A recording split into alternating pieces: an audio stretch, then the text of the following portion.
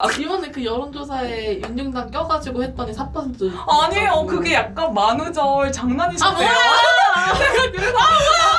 아니 저 그래가지고 민중당한테 전화 왔거든요? 제가 엄청 오지랖 떨어서 요즘에 막 4% 넘었다고 들었는데 그것도 진짠가요? 아니 진짜 여러분 기대하는 거를 목표 적폐청산. 저는 사실 하나 더 있어요. 노동자나 농민이나 청년 학생이나 여성이나 평범하게 살고 있는 우리 99%의 국민들의 목소리를 대변하는 진보 정당이 국회에 가서 더 많은 일을 했으면 좋겠다라는 마음이 있어서 이번 선거를 지켜보는 포인트는 민중당 득표율이 몇 프로가 나올 것인가. 3%는 당연히 넘을 거라고 생각하는데 5%까지 갈 것인가. 미래통합당이 망하느냐 안 망하느냐. 맞아. 좀 지지율이 높으면 좀 슬플 것 같아. 개인적으로. 울 거야 나. 나쁜 놈들 혼내주기. 한 표도 주지 맙시다. 버리자. 확실히 굳히는 거? 이 적폐 세력을 완전히 몰아내는 그런 거를 좀 확실히 좀 굳혔으면 좋겠다. 이번 총선은 한일전. 나랑 똑같은 거 했어! 한일전이기 때문에 저녁에 이제 치킨을 더 시켜놓고 그 개표 방송을 봐야죠. 김치찌개 소주지. 아 그것도 좋지. 범죄라는 되게 중요하게 보거든. 내가 아무래도 여자다 보니까 특히 성범죄를 한 후보는 진짜 어떤 당이든 거르고 싶은 거야. 그러니까 애초에 나는 그런 사람들한테 공천을 주는 것 자체가 많이 이해가 안 되더라고. 그치. 은근히 세금 안 낸 사람들 엄청 많아 진짜로. 맞아. 그런 사람들 세금을 안 내면서 세금으로 월급 받는다? 개빡치지. 그치. 어. 개빡치지 이런 거 영상 들어가나요? 저는 이것도 명확하게 있죠. 뭔데? 뭐 이렇게 다 명확해 이 사람은? 뭘까요? 몰라. 관상을 봅니다. 나랑 진짜 비슷해! 이런 얼굴을 보면 이 얼굴에 화가 이렇게 잔뜩. 근데 그런 사람들이 꼭 한 행동을 보면 우리 나쁜 일 국민들한테 진짜 나쁜 짓을 많이 했더라고요. 관상이 진짜 이게 과학이더라고. 환상 과학이야. 관상으로 본다고 해서 제가 뭐 정책을 안 보거나 그런 건 아닙니다. 혹시 오해하실까봐 지금 또 제가 말씀드리는데 관상만으로는 아니고 기준이 그냥 하나의 그렇겠죠. 기준이다. 관상이. 그렇겠죠. 우리의 고통을 잘 공감해줄 수 있고 잘 알고 있고 우리의 목소리를 같이 대변해줄 수 있는 사람? 정당이 사실 제일 큰 것 같아요. 그러니까 후보 개개인의 어떤 특성을 많이 따지고 본다기보다는 이 사람이 속해 있는 정당이 어떤 정당인지를 1번으로 보고 그냥 정당과 후보가 무관하지가 않기 때문에 그 정당을 선택하는 것 자체가 후보의 정치적 지향이라든지 입장이 반영되는 거라고 생각해서 근데 약간 후보를 보는 기준에 좀 핵심은 자기의 정치적 지향에서의 비껴보는 것 같아요. 뭔가 예를 들면 자주의 문제, 민주주의의 문제, 통일의 문제에 대해서 이 후보는 어떤 입장을 가지고 있는지, 또 이 후보의 역사관과 또 국민에 대한 어떤 견해와 태도, 입장은 어떤지 이런 것들이 후보를 보는 굉장히 중요한 기준이 되는 것 같고 버리고 싶은 사람들이 너무 많은 거예요. 오세훈 오세훈이 흔히 자기가 만들어 놓은 그 금품 제공하면 안 된다는 법을 자기가 어겨놓고서는 그 질문하러 갔더니 막 거의 막 밀치고 막 욕하고 난리 아니던데요? 네, 근데 세월호 막말 정치인 아 그리고 세월호의 진상규명을 가로막았던 인물들 되게 묘한 게 그런 사람 다 미래통합당이에요. 정말 알 수 없는 5.18 막말 정치인, 그러니까 친일 정치인이죠. 아. 국민의 이익과 이런 거에 반하는 인물들은 다 믿고 걸러야 되지 않을까. 범죄 경력. 일단 거르고 보자. 비윤리적인 범죄 경력을 갖고 있는 사람들 그리고 그런 사람들을 감싸주는 사람들 그런 사람들이 과연 법을 만들고 발의하고 통과할 수 있을까요? 최소한으로 반인륜적인 말이나 아. 반인륜적인 행동을 했거나 아니면은 범죄 경력이 있거나 하는 사람은 최소한으로 걸려야 되잖아. 정말 국회의원들 욕을 엄청 많이 떴잖아요. 부천 연수구의 민모 씨는 주민들 상대로 침을 뱉질 않나.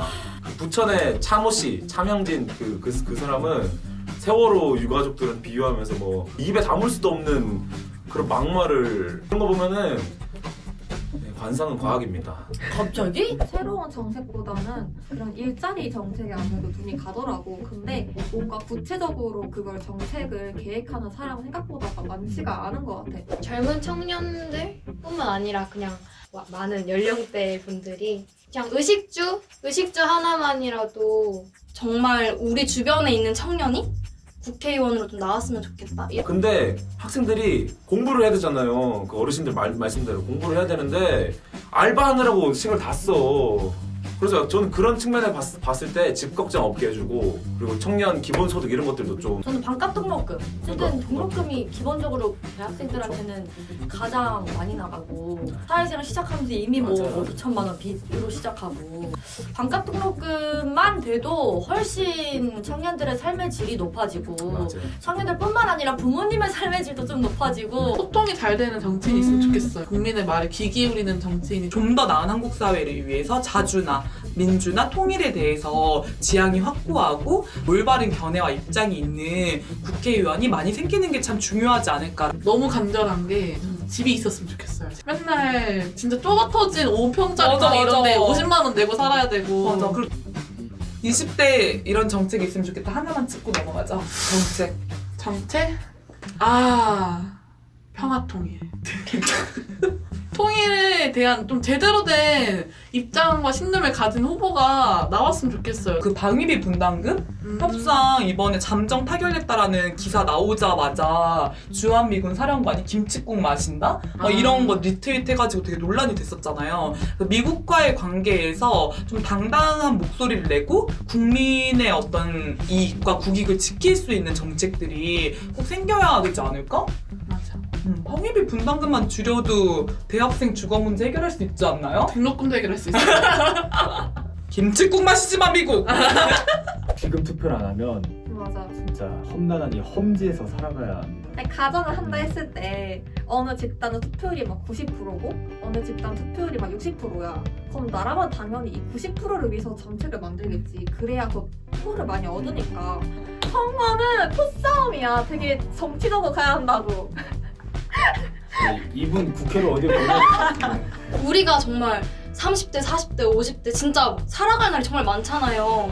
이 살아갈 날 동안 어쨌든 우리가 좀 정치에 관심이 많아야 우리가 원하는 세상을 살 수 있지 않을까? 저는 약간 안 하는 사람들한테 좀 화가 나는 스타일인데 아니 우리가 일상에서 이제 어려움들이 많잖아요. 바뀌었으면 좋겠다. 이런 건 왜 이럴까? 이런 것들은 많은데 맞아.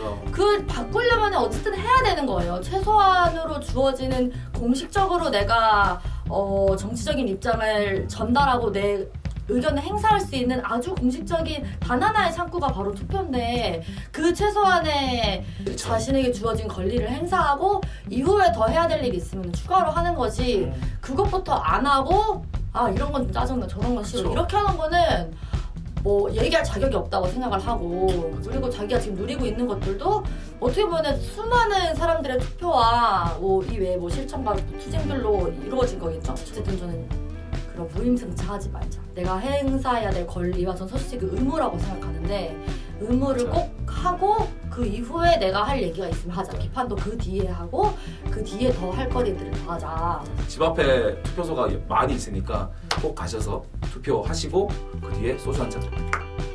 이번 총선이 약간 덕배들이 진짜 이 정권을 다시 탄원하기 위한 기준점으로 좀 삼고 있잖아요. 좀 있으면 뭐 진짜 탄핵을 하게 생겼던데? 그래서 이런 세력들을 완전히 정치권에서 아웃시킬 수 있도록. 근데 이제 20대를 대상으로 좀 그런 아까도 말했던 정치 혐오라든지 정치적인 건 나쁜 거야 라든지 그런 담론들을 유독 많이 퍼뜨리는 것 같아요. 그래서 사실은 정치가 나쁜 거나 나와 동떨어진 게 아니라 내 삶을 결정하고 내 삶에 가장 큰 영향을 주는 게 정치인데 당연히 사실은 투표를 해야 되고 또 그거는 국민이 가지고 있는 아주 중요한 권리이잖아요. 그래서 내 삶을 결정하는 굉장히 중요한 요소들을 국회의원들이 또 결정을 하는데 아무나 되면 안 되는 거죠. 그래서 저는 자기 삶을 위해서 꼭 투표했으면 좋겠고 더 나은 우리 공동체를 위해서 투표를 꼭 했으면 좋겠어요. 일단 혹시 미래통합당이 있다면 사퇴하세요.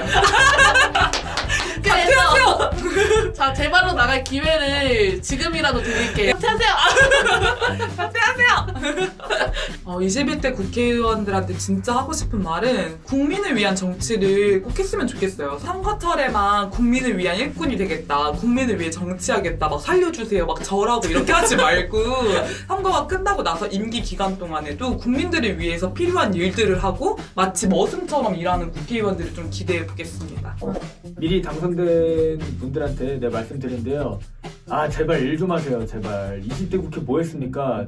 밀린 법안이 몇 개고 진짜 통과를 못 시킨 법안이 몇 개입니까? 진짜 국민들이 국회 보면서 아주 신물이 났어요. 신물이. 네, 이번 국회에서는 제발 일 좀 많이 하시고 세월호 참사 공소시효 만료가 1년 남았대요. 제발 21대 국회에 당선되시는 분들은 세월호 참사 진상규명도 꼭 앞장서 주시고 지금 남북관계도 꼭 막혀있는데 이런 거에도 앞장서면서 우리 민생을 꼭 많이 살피는 21대 국회 여러분들 되시기 바랍니다. 일 좀 하세요 제발. 국민이 다 하나하나 지켜보고 있고 이렇게 정치나 시사에 관심이 많은 20대도 되게 많으니까 그런 거에 경각심을 가지고 정책을 했으면 좋겠습니다. 지켜볼게요. 한 국회의원이 그 얘기한 그 발언에 엄청 화가 많이 났는데 그 밥하는 노동자분들 있잖아요. 그 비정규직 밥하는 아줌마가 왜 정규직이 되어야 되냐 이런 말을 들었을 때 약자에 대한 그런 생각이 많이 들더라고요. 그런 분들이 진짜 사람답게 살 수 있는 그런 세상을 만들어 주셨으면 좋겠고 사람으로서의 존엄과 존중받아야 될 가치가 있는데 국회의원들 입에서 사람을 무시하는 그런 발언 하는 거 절대 저는 앞으로 보기 싫어요.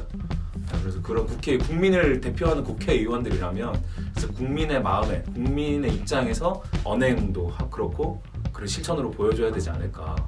그렇게 하지 않으면 또 국민들이 또 심판을 할 겁니다, 여러분들. 어쨌든 국회의원이라고 하는 사람들이 국민들이 모두가 참여할 수 없으니까 대신해서 내 의견을 네가 말해라고 해서 뽑은 거잖아요. 그러면 그 역할에만 충실하면 되는 건데 그거를 자꾸 본론을 잊어버리고 뭔가 특별한 존재가 된 어떤 특별한 권력자가 된 것처럼 특권의식을 갖는 국회의원들이 되게 많은 것 같아요. 그래서 너무 좀 황당하고 본인이 국회의원으로서 뭘 해야 되는지 왜 나를 뽑아줬는지 그 사람들의 마음을 좀 헤아리고 저는 국민을 좀 섬겼으면 좋겠어요. 어찌됐건 국민들의 뜻이 아니 민심이 곧 천심이라고 그 국민들의 뜻대로 하는 게 가장 올바르고 가장 맞는 길인데 진짜 한마디는 막말하지 마. 아 막말하지 마 진짜 너네. 진짜 심판한다. 막말하지 마. 심판한다 경고한다 경고한다. 조심해라. 막말하지 마. 좋아 이상한 사람들 왕따 시켜주세요. 네, 그 사람들 의견 들어주시고 아예 무시. 네, 그 사람들 약간 국회의원 취급하시고 안 좋은 또 저희들이 원하지 않는 정말 적폐 세력인 그런 국회의원들이 많이 국회에 좀 올 수 있는데 그런 국회들 잘 가라. 죄송합니다. 2002년 4월 15일생부터 이번 총선 투표할 수 있다고 합니다. 네, 21대 총선 꼭 투표율 100% 될 때까지 모두 투표해주세요. 4월 15일 우리 모두 투표합시다. 4.15 총선에서 함께 투표해요. 우리 모두 투표해요. 안녕. 맞나요? 지금 약간 주무시는데요? 동의. 보감. 이런 거 20대 용어가 아닌가요? 2017년 때 초등 동의? 보감. 집에서 우리 회 먹고 있는데 갑자기 휴학 클리어.